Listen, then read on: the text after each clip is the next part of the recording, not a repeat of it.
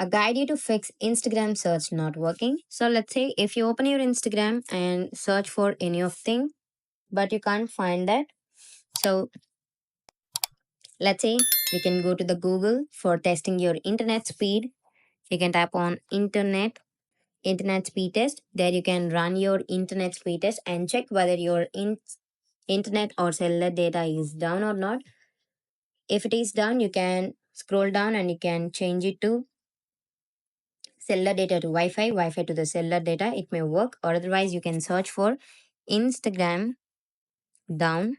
So you can tap there. You can tap on Instagram down detector. There you can search for Instagram is down in the 24 hours or not, and you can see the results of 24 hours of Instagram. You can see it will show you that if it is down, make sure you wait for the some time, or otherwise you can go to the settings, scroll to the apps, and there you can find Instagram.